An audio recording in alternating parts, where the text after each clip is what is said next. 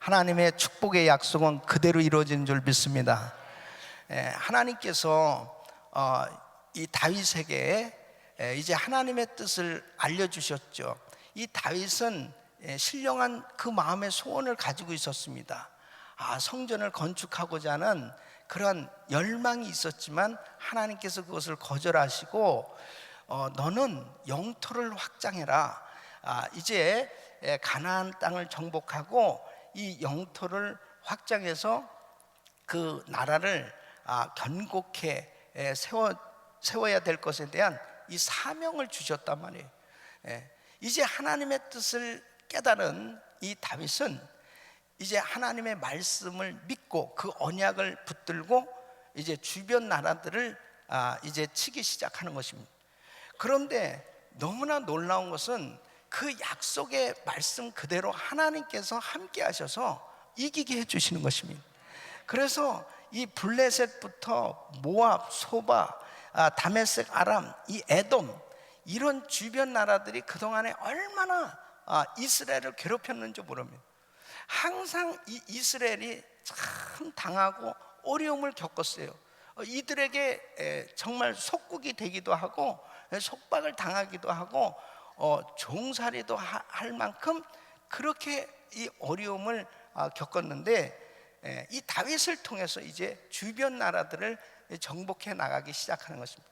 여러분 사무엘하 이 7장 9절에 네가 어디를 가든지 내가 너와 함께해서 네 모든 대적을 네 앞에서 멸하였은즉 세상에서 존귀한 자의 이름같이 만들어 주리라 그랬습니다. 그 약속의 말씀이 그대로 이루어진 거죠. 그래서 가는 곳마다 이 승리하게 해주시는 그 하나님의 역사를 볼 수가 있습니다. 여러분 다윗이 어떻게 승리하게 됐는지, 이 승리한 이유, 그리고 이 승리의 내용, 이 승리의 결과를 오늘 이 본문 말씀에 자세히 기록해 놓았는데, 오늘 이 말씀을 통해서 우리는 끊임없이 이 영적 전쟁을 지금 벌이고 있습니다.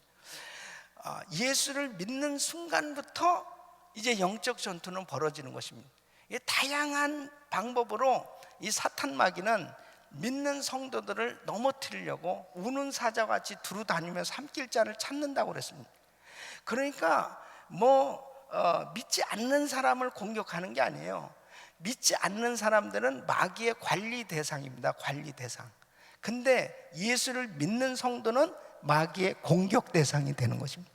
그러니까 공격하는데 이런 영적 전투에서 항상 승리해야 바로 영적으로 정말 하나님 앞에 영광을 돌리고 하나님 주신 사명을 감당할 수 있는 줄로 믿습니다.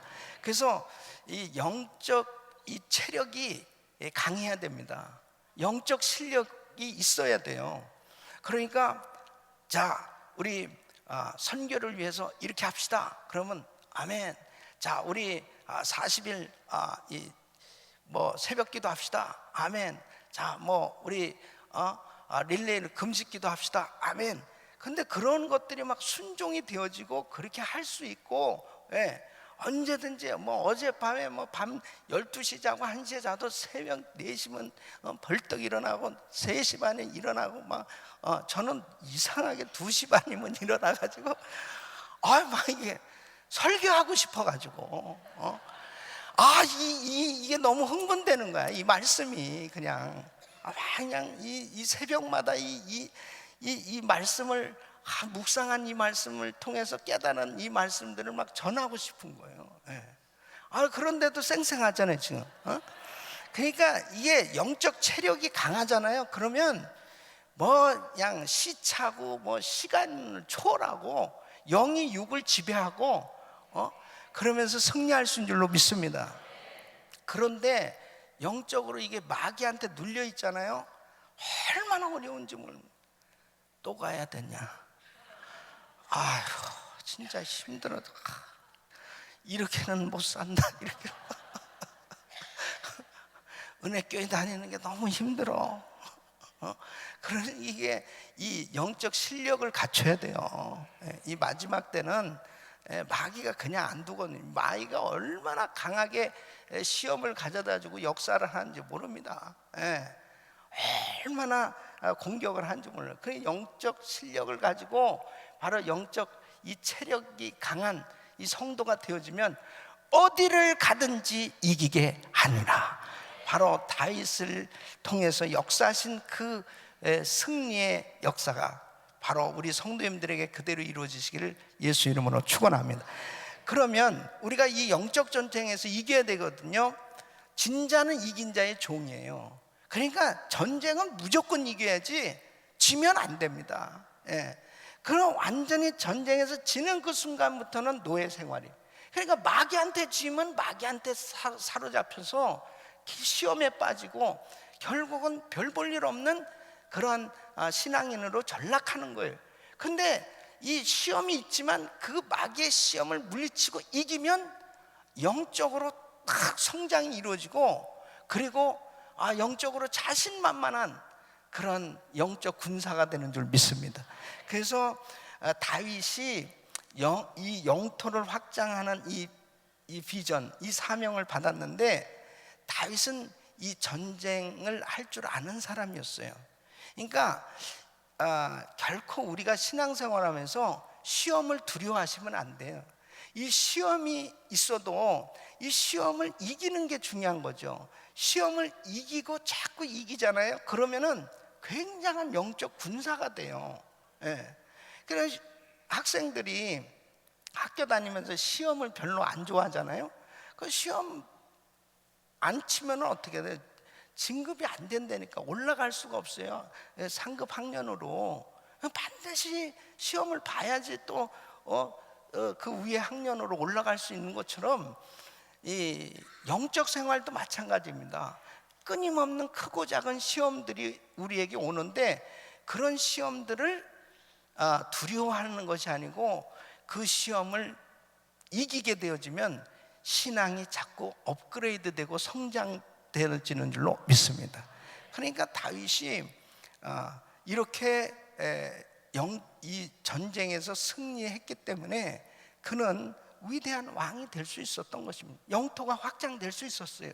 그와 마찬가지로 우리에게 많은 시험이 있어도 이 시험을 이겨야 되는 거죠. 시험을 이기면 이길수록 영역을 받게 되고 영적으로 강한 군사가 되어지니까 그 다음부터 그 사람을 통해서 많은 일이 이루어질 수 있는 거예요. 예? 믿습니까? 그러니까 오늘 이 말씀을 통해서 다윗처럼 우리는 영적 전쟁에서 날마다 승리하는 하나님께 영광 돌리는 놀라운 역사가 있기를 축원합니다. 자, 승리의 원인이 무엇이었을까? 승리의 원인은 다윗의 순종에 있었다 하는 것입니다. 자, 여러분 이 6절 말씀에 이렇게 되어 있습니다. 다윗이 어디를 가든지 여호와께서 이기게 하시니라. 또 14절 말씀에도 다윗이 어디를 가든지 여호와께서 이기게 하셨더라. 자, 그러면 다윗이 이렇게 승리하게 된 것은 뭐예요? 하나님께서 이기게 해주신 것이죠. 믿습니까? 하나님께서 이기게 해주신 거예요. 그러니까 다윗의 어떤 노력, 지혜, 군사력, 정치력, 외교력에 의해서 승리한 것이 아니고 하나님께서 이기게 하셨더라. 결국 하나님께서 이기게 해주셔야 되는데, 자, 신명기 28장 7절에 보면요, 내 대적들이 일어나 너를 치려 하면 여호와께서 그들을 네 앞에서 패하게 하시리니 그들이 한 길로 너를 치러 들어왔으나 네 앞에서 7길로 도망하리라 그랬습니다. 자, 여호와께서 그들을 네 앞에서 패하게 하시리니. 그런데 신명기 28장 25절에 보면 이렇게 말씀하세요. 여호와께서 너로 내 대적 앞에 패하게 하시리니 네가 한 길로 그들을 치러 나가서는 그들 앞에서 7길로 도망할 것이며. 뭐예요? 이기고 지고 하는 것이 하나님께서 결국 역사하신다 하는 것입니다. 그러니까 어느 때 이기고 어느 때 지냐 이거죠. 그러면 다윗을 하나님께서 이기게 해주셨는데 어떻게 했길래 다윗은 항상 가는 곳마다 이렇게 승리할 수 있었느냐 하는 것입니다. 그것은 바로 다윗이 하나님 말씀에 순종했기 때문입니다.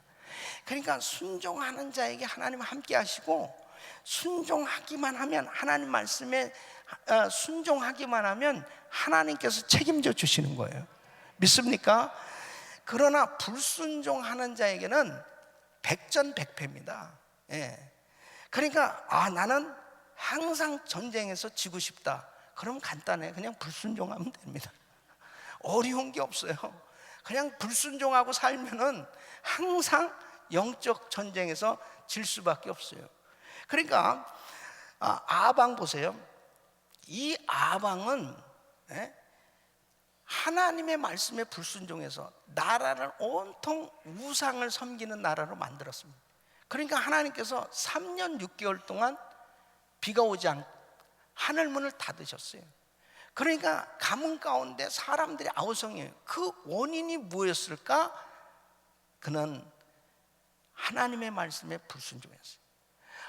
리더 한 사람이 하나님 말씀에 불순종하면 그 공동체는 다 망하게 돼 있습니다. 그 가장이 하나님 말씀에 불순종하고 살면, 교회 리더가 하나님 말씀에 불순종하면, 이 사회의 지도자가 하나님의 말씀에 불순종하면 그 공동체는 승리할 수가 없어요. 또 개인이 하나님의 말씀에 불순종하고 살면 그 개인의 인생에 있어서의 영적 전투는 백전백패입니다. 그러니까 결국 역대상 역대기를 보면은 어떤 왕은 그렇게 아주 승승장구하고 다 형통하였더라. 근데 어떤 왕은 맨날 얻어 터지는 거예요. 그러면 그 왕이 정치를 잘해서인가 꼭 보면은 하나님 앞에 정직히 행하고 산당을 파하며 우상을 제거하고, 그러니까 하나님 말씀에 순종한 왕은 항상 하나님이 함께 해주시는 거예요. 믿습니까? 그런데 꼭 산당을 만들고 우상을 섬기고 하나님의 말씀에 불순종하는 그런 왕은 영락없이 하나님께서 그렇게 대적을 허락하시고 패하게 하시는 걸 볼 수 있습니다. 여러분 보세요. 어떠한 사람이든지 큰 인물이든 큰 단체든 간에 처음부터 그렇게 그냥 무너지는 게 아닙니다. 이 불순종은요, 아주 작은 일에서부터 불순종이 되어지는 거예요. 그러니까 삼손은 어마어마한 능력을 받은 사람이었지만은 이 삼손이 작은 일에서부터 자꾸 불순종하기 시작한, 어마어마한 능력을 가진 사람이 블레셋 이 장정들 그냥 1000명을 이 나귀 새끼 턱뼈 하나 가지고 막 다 죽이는 거예요. 그런 능력자가 아주 연약한 여자에게 그냥 넘어가 버리는 거예요. 그러니까 그렇게 자꾸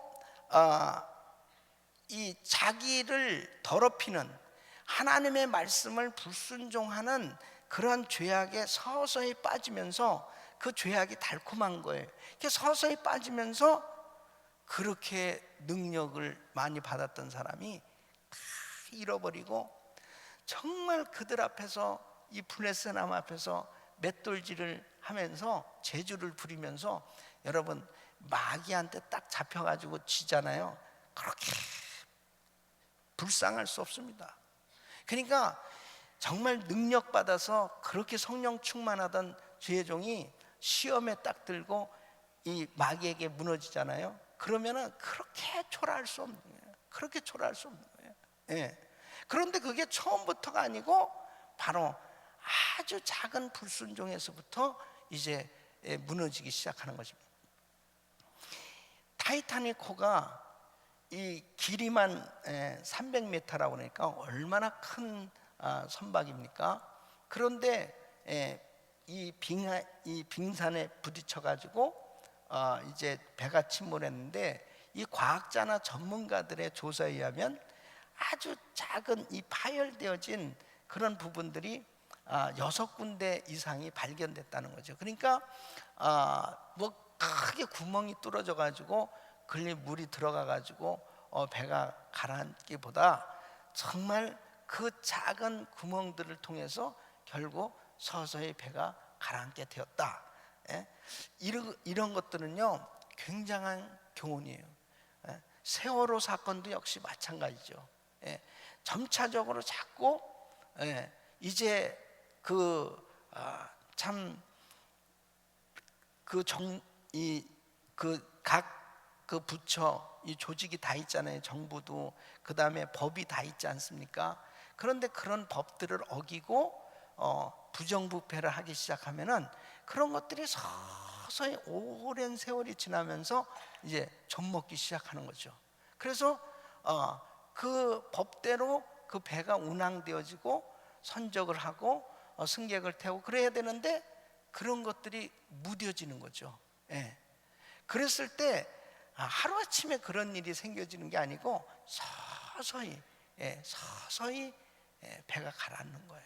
그러니까 작은 죄가 들어와서 결국은 거대한 배를 침몰시키는 것입니다.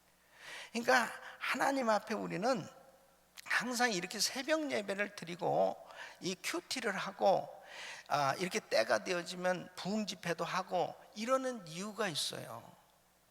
그러니까 이 말씀을 늘 묵상하면서 이 말씀 속에서 내가 직접 주의 음성을 듣고 그 다음에 이 첫 시간을 하나님 앞에 남들 다 자는 시간에 이 새벽에 무릎을 꿇고 정말 그 말씀을 붙들고 기도를 하면서 자기를 또 돌아보고 그 다음에 또 좋은 강사 목사님들을 이렇게 초청해 가지고 또 뭐 우리 목사님을 통해서도 말씀을 듣지만 또 강사 목사님을 통해서 말씀을 들을 때 왜 저분을 세워서 저런 말씀을 나에게 주실까?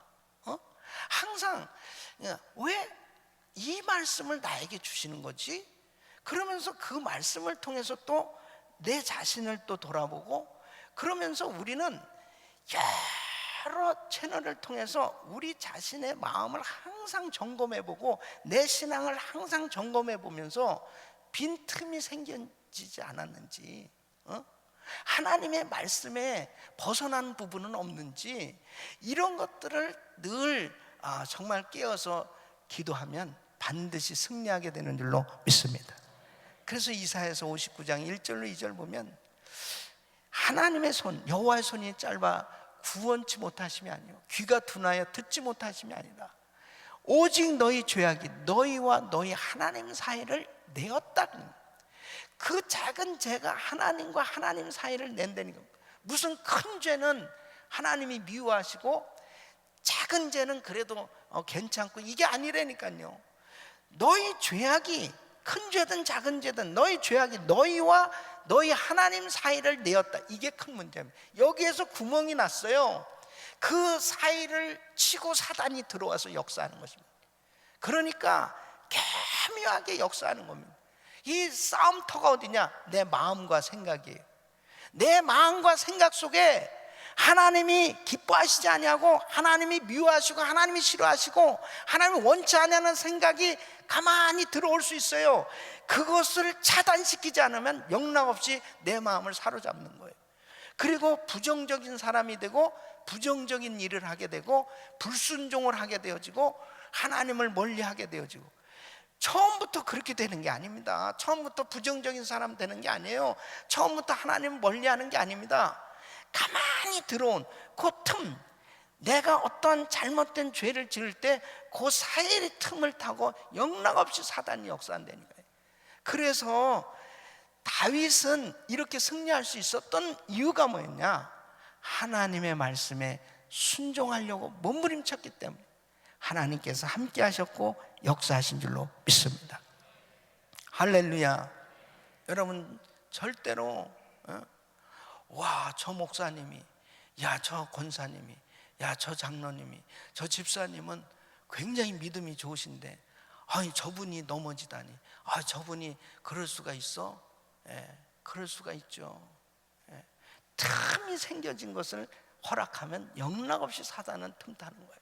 그래서 우리는 항상 하나님 앞에 순종한, 할렐루야. 두 번째는 다윗의 이 승리의 비결은 하나님만 의지했다. 하나님만 의지.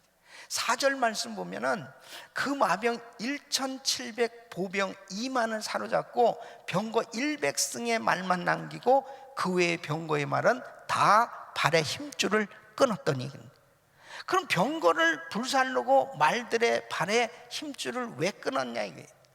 그것은 진정으로 하나님만 의지했다라고 하는 것을 바로 하나님 앞에 사람들한테 바로 이 증거로 보여주는 겁니다. 다시 말씀드리면 내가 이렇게 계속 전쟁에 나가서 승리하는 것은 이거는 이렇게 말이 많고 그 다음에 병거가 이렇게 많아요. 이거 다른 나라에서 이 전리품으로 다 이런 것들 노획해가지고 온 것들 이거 가지고 또 막 나가가지고 싸우고 그러면 이게 뭐 이렇게 싸워서 이긴 것은 이 말, 병거, 무기 이런 것들 때문에 이겼다라고 생각할 수 있어요. 말들의 힘줄을 그냥 이 발의 힘줄을 끊어버려. 그것은 바로 뭐냐? 우리의 싸움의 승리는 하나님께서 해주시는 것이다. 여러분 너무너무나 중요한 말씀이에요. 그래서 신명기 17장 16절을 보면 왕된 자는 말을 많이 두지 말 것이요 너 자신을 의지하지 말라. 너 경험을 의지하지 말라. 너 실력을 의지하지 말라는 거예요. 그러니까 이 여호수아가 여리고 성은 함락했는데 아이성 전투를 할 때 실패했던 것이 방심이었습니다. 자신의 경험, 이 군대를 의지한 거예요. 한 3천쯤 보내면 될까? 그래서 이 군대를 의지했을 때 영락없이 패배했죠. 하나님이 그것을 기뻐하시지 않았습니다. 여러분 초심이 얼마나 중요한 건지 몰라요. 초심.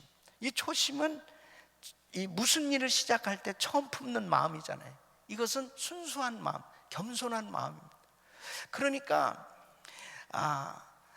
우리가 초심을 갖는다는 것은요 하나님을 의지하는 거거든요. 하나님을 의지합니다. 그러니까 저도 제가 목회하면서 제일 나에게 강한 적이 뭐냐면 경험입니다. 경험. 제가 이제 담임 목회한 20년 이상 하니까요 이제 사람의 얼굴만 봐도 대충 저 사람의 신앙의 정도, 저 사람의 환경 이런 것들이 이게 보여질 수 있잖아요. 또 스케줄, 사역들 뭐 다 반복되어지는 그런 것 가운데 이 경험 이런 것들을 의지할까봐 이걸 몸부림치는 것입니다. 몸부림치면서 매일 새벽마다 제가 새벽 제단을 쌓으면서 기도하는 게 뭐냐면요 전도사, 처음 전도사 됐을 때 그 마음, 그 초심을 갖게 하여 주시옵소서. 그 전도사 때 그 마음은요 제가 그렇게 전도사 되는 게 꿈이었거든요. 그냥 전도사님들이 가방 들고 신방 다니고 뭐 얼마나 부러운지, 주여 나도 저런 전도사가 되게 하여 주시옵소서. 그 어느 날 제가 전도사 된 거예요. 얼마나 내가 철야 기도하면서 감사원금 얼마나 드렸는지 압니까? 너무 고마워가지고 하나님 감사합니다. 그리고 목사 안수 받을 때 눈물 콧물 흘리면서 하나님 정말 나 같은 부족한 사람을 이렇게 기름 부어 정말 목사로 세워주시니 감사합니다. 이 몸을 일평생 하나님 앞에 바치겠습니다. 그렇게 안수 받을 때 그 울면서 하나님 앞에 소원하고 그렇게 정말 하나님 앞에 헌신한 그 순수한 마음, 이것이 절대로 변질되지 않도록 하나님 앞에 이 초심. 사람들은 그러지 아유 그냥 이런 얘기 안 해도요 아유 교회가 이렇게 그러면 저 한 목사님 변한 것 같아. 교만한 거 아니야? 저는 좀 교만하잖아. 저절로 그런 소리 듣게 돼 있어요. 그러니까 사람들은 뭐라고 해? 하나님께서 너 교만해 그럼 큰일 나는 거거든요. 그러니까 맨날 이 새벽에요 십자가 밑에 무릎 꿇어서 발발 기는 거예요. 하나님 그냥 내가 뭡니까? 난 아무것도 아닙니다. 전도사 때 가졌던 그 초심, 이거 맨날 이 첫사랑, 내 마음을 기경시켜서 조금 더 교만해지면 안 되기 때문에 하나님 앞에 그 몸부림치는 거예요. 예. 여러분, 나귀 새끼를 타시고 예수님이 예루살렘에 입성하셨거든요. 이 나귀 새끼는 예수님 한 분을 모시고 가는 게 얼마나 힘든 건지 압니까? 기운이 없으니까. 새끼잖아요. 근데 그냥 힘이 센 나귀를 타셨으면은 나귀가 호산나 호산나니까 와 예수님 떨어졌을 거예요. 근데 이 새끼니까 그냥 힘겨워 예수님 모시고 가는 게.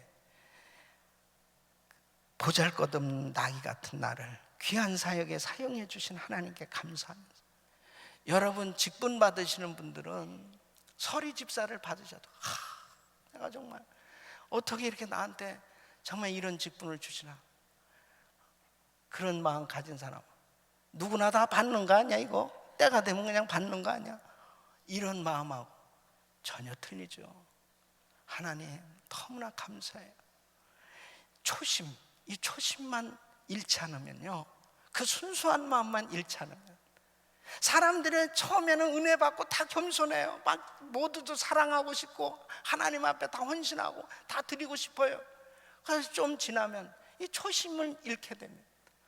제정신이 돌아오면 이거 아닌 거 아니야? 이거 사람이 보여지기 시작하고 저 사람 어떻고 저 사람 어떻고 저 사람 어떻고, 그리고 이제 비난하고 비판하고 판단하는 자리에 앉아있는 그러한 주의 종, 그러한 성도 위험한 겁니다. 교만한 거예요. 그때부터 큰일 나는 겁니다, 여러분. 그래서 다윗은 승리의 영광을 하나님께 돌렸습니다. 이게 승리의 비결이에요. 또 그 다음 전쟁에서 승리할 수 있었던 게 바로 뭐냐? 전쟁에서 이겼을 때 하나님께 영광을 돌리는. 그래서 이 11절 말씀 보면은 이렇게 말씀을, 다윗 왕이 그것도 여호와께 드리되 저가 정복한 모든 나라에서 얻은 음과 큰 이 전리품 모든 걸 다 하나님 앞에 드렸어요. 드렸다는 건 뭐예요?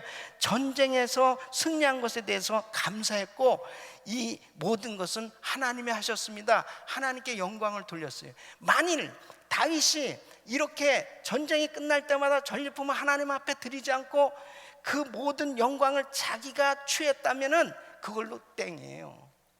그 전쟁에서 승리한 것 그걸로 딱 끝이에요. 그 다음 전쟁은 기약이 없습니다. 근데 계속 전쟁하는 곳 한 곳마다 이 승리할 수 있었던 것은 바로 그의 마음이 하나님께 영광.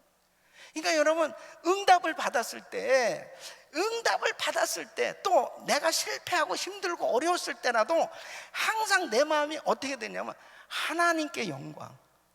할렐루야, 하나님께 영광. 그러니까 승리하고 응답받고 잘 됐을 때일수록 하나님께 영광을 돌리고 계속 하나님 앞에 드려지면 그 승리는 계속 이어지는 겁니다. 주님이 책임. 히스기야는 하나님께서 어마어마한 축복을 주셨어요. 그런데 그가 어떻게 됐느냐? 역대하 32장 24절 25절, 그때에 히스기야가 병들어 죽게 된 거로 여호와께 기도하며 여호와께서 그에게 대답하시고 또 이적으로 보이셨으나 히스기야가 마음이 교만하여 그 받은 은혜를 보답지 아니하므로 진노가 저와 유다의 예루살렘에 임하게 되었더니, 교만하여 그 받은 은혜를 보답지 아니했어요. 이게 마지막 부분에 히스기야의 참 안타까운 그러한 모습입니다. 그 결국 그의 아들 때에 완전히 타락되어지는 그러한 모습들을 보게 됩니다.